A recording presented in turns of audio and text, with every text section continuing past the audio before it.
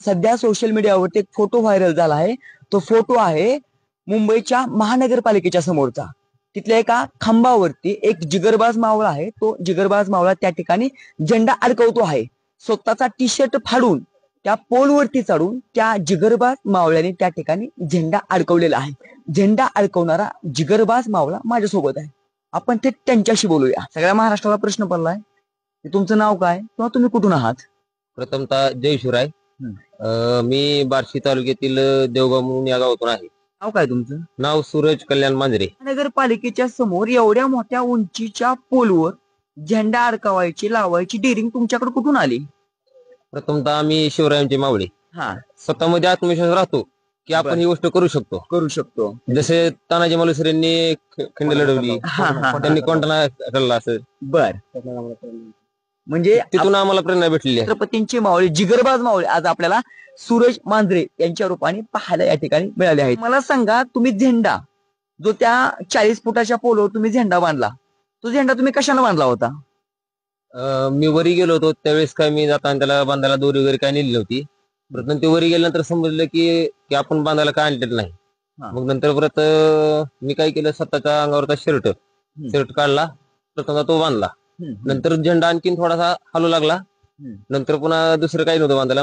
नंतर मग स्वतःच्या अंगावरचा बनेल काढून त्या बनेल पण झेंडा फडकवला, बांधला. परत तुमच्या अंगावरच्या बनेल तुम्ही झेंडा बांधला. मग तुम्ही वर चढताना खालून लोक तुम्हाला काय म्हणत होते का. मी निम्यामध्ये गेलो त्यावेळेस खाली असे बोलत होते. पण माझी जिद्द होती की आपण इथं मराठ्यांचा भगवा फडकवायचा, म्हणजे फडकवायचा. तुमचा पाय वगैरे काय घसरला होता का, किंवा तुम्हाला भीती काय वाटली होती का. भीती मला काही वाटली नाही, कारण की मी प्रथमतः म्हणजे मी प्लंबर आहे. मी अशी कामं भरपूर करतो दररोज, त्यामुळे मला ते एकदम इझी वाटलं. आता त्या व्हिडिओमध्ये तुम्ही झेंड्याला सलामी पण दिले, काय तुमची भावना होती त्यावेळेस. भगवा झेंडा म्हणजे आपला मान आहे, सन्मान आहे, अभिमान आहे, त्यामुळे झेंड्याला सलामी दिली. आरक्षणाची गरज का आहे, काय वाटतं तुम्हाला. बरेच काही गोष्टी होऊ शकतात. शिक्षणासाठी झालं, परत नोकरीसाठी झालं. तुमचा सोशल मीडियावरचा व्हायरल व्हिडिओ पाहून एक जण कमेंट केली, ते डॉक्टर आहेत, ते म्हणतात की हा पट्ट्या कोण आहे झेंडा अडकवलेला, मला याला भेटायचा आहे, मला याचा सत्कार करायचा आहे. अख्ख्या महाराष्ट्रातून तुमचे त्या ठिकाणी व्हिडिओ व्हायरल झाल्यावरती लोकांची एवढ्या प्रतिक्रिया आहेत की लोक तुम्हाला भेटायला आतुर आहेत, तुमचा सत्कार करायला आतुर आहेत. सत्कार स्वीकारचाल का, किंवा त्या लोकांच्या ज्या लोकांना तुम्हाला भेटायची आतुरता आहे त्यांना काय सांगाल तुम्ही. जसं की भगवा फडकावला, पण आपलं आरक्षण भेटलं, हाच माझा मान आहे, सन्मान आहे, आणि सत्कार हाच मी स्वीकारू शकतो. तुम्ही जो झेंडा लावलाय, आता बऱ्याच लोकांची अशी मागणी आहे की तो झेंडा कायमस्वरूपी तिथंच राहावा. खरंच तिथं राहावा का कायमस्वरूपी आपला तो झेंडा. माझी प्रशासनाला विनंती आहे की तिथं एक आणखी कसा झेंडा कायमस्वरूपी राहावा, अशी माझी इच्छा आहे. विजयाचा ध्वज कायम फडकवला पाहिजे. म्हणजे आपण बांधवांना बघता या ठिकाणी सूरज मांजरे असंही त्या ठिकाणी म्हणतात की तो जो काय भगवा ध्वज आहे तो त्या ठिकाणी मराठे आरक्षणाच्या लढ्यासाठी येऊन गेलेत, ही इतिहासाची साक्ष आहे, आणि त्या इतिहासाच्या साक्षीदार राहावा म्हणून तो झेंडा कायमस्वरूपी तिथंच राहावा, अशी सूरज मांजरे यांची या ठिकाणी मागणी आहे. संघर्षोदा मनोज दादा जरांगे पाटलांविषयी तुम्हाला काय वाटतं. दादा असं व्यक्तिमत्व आहे की तो माणूस म्हणजे निस्वार्थ आहे, आणि त्याने समाजासाठी आपले प्राणपणाला लावले आहेत. दादांच्या लढ्यामध्ये तुमचा पहिल्यापासून सहभाग आहे या आरक्षणाच्या लढाईमध्ये. आरक्षणाच्या लढाईमध्ये पहिल्यापासून सहभाग आहे दादांच्या लढाईमध्ये. आरक्षणाच्या लढाईमध्ये या गावाची भूमिका काय आहे. माझं गाव बार्शी तालुक्यातील देवगाव आहे. पण जसं की मनोदांचा लढा चालू आहे मराठ्यांचा, तेव्हापासून आमच्या गावातील प्रत्येक जनतेचा नागरिकांचा पहिल्यापासून त्याच्यामध्ये मोठा हात आहे.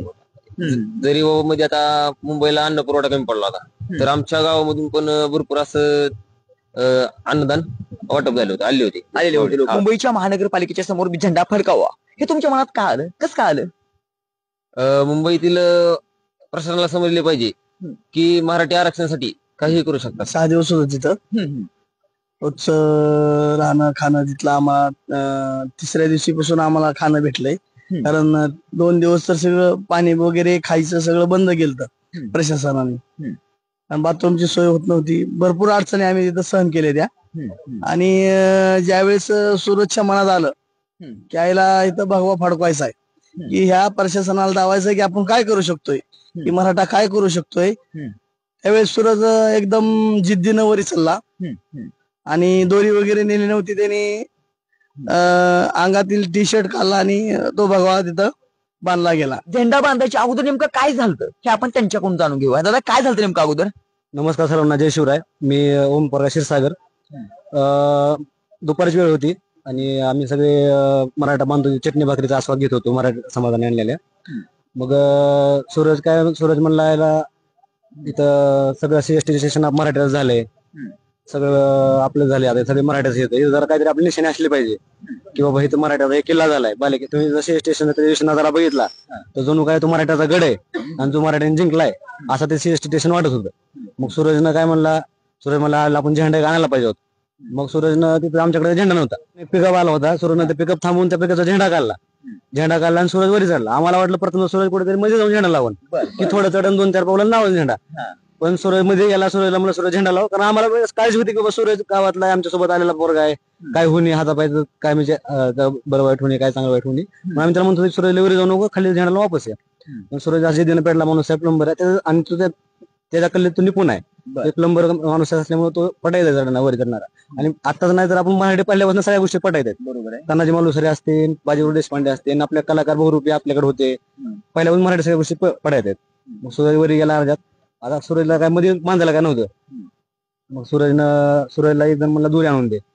सूरज एकदम दुरी आणा, सूरज उडी जायला लागला. अजून सूरजला सगळे लोक ओरडत होते की सगळ्या सूरजची काळजी किंवा सूरज काय होणे आपला मराठा बांधव आला इथनं मुंबईतनं त्याचा काय बरं वाईट होईल लोकांना. कारण की आपल्याला आरक्षणाला काहीतरी गालबोट लागायचं काम त्यातून होईल आणि प्रशासनाला आपल्याला दबाव आणायचं काम त्यातनं काहीतरी होईल असं सगळ्याला वाटत होतं. पण सूरज मराठ्याचा पोरगा आहे, मराठा मावळा मला वाटत होतं. सूरजला पहिल्यापासून ओळखत असल्यामुळे मला माहिती सूरज काही वाटत थांबणार नाही. सूरज वरी चढला. सूरजनं मग बांधायला सूरजनं शर्ट काढला, शर्ट बांधला, तरी पण तो झेंडा थोडा डगमगत होता. त्याला वाटायचं की बाबा झेंडा खाली पडून काय तुरे, आणि मग त्यानं बनेल काढून मग सूरज पूर्ण झेंडामधून सूर्यानं झेंडा समाज खाली आला. आणि मग खाली आल्यानंतर सूरज सगळ्यांनी कौतुक केलं. म्हणून दादा रंगे पाटलांनी जे समाजासाठी केलंय ते समस्त देवगाव ग्रामपंचायत असेल, देवगावकडून आमच्या सगळ्यांचं गाव त्यांचं आभारी आहे. मला सांगा, तुम्ही आज एवढा व्हिडिओ व्हायरल झालाय, माझ्यासारखा एखादा असता तर स्वतःचा उदो केला असता. तुमच्या चेहऱ्याकडे बघून तुम्हाला असं कुठला म्हणजे असं वाटलं नाही मोठेपणा किंवा काही वाटत नाही तुम्हाला? काही वाटलं नाही. हे मी जे केलं ते आपल्या समाजासाठी केलं. हा, त्याच्यामुळे मला काय असं काही मला पकडून भेटावे असं मला काही काही वाटलं नाही. आणि कधी वाटलं पण नव्हतं हा फोटो एवढा व्हायरल होईल, एवढा व्हिडिओ व्हायरल होईल वाटलं. हा, कारण की व्हायरल होण्यासाठी केलेलंच नव्हतं, हे काम समाजासाठी केलं होतं. आणखी एक प्रश्न असा होता, सरकारने जर आरक्षणामध्ये पुन्हा त्या ठिकाणी खोळंबा घातला, काय आडकाठी आणली, तर तुमची पुढची भूमिका काय असेल? पुढची भूमिका म्हणजे आम्ही परत आणखीन नवीन लढणार. बांधवांनो, हा व्हिडिओ तुम्हाला कसा वाटला हे आम्हाला कमेंट करून सांगा आणि तुमच्या हक्काचा हा युट्यूब चॅनल सबस्क्राईब करा आणि हा व्हिडिओ जास्तीत जास्त लोकांपर्यंत पोहोचवा. धन्यवाद. जय जिजाऊ, जय शिवराय.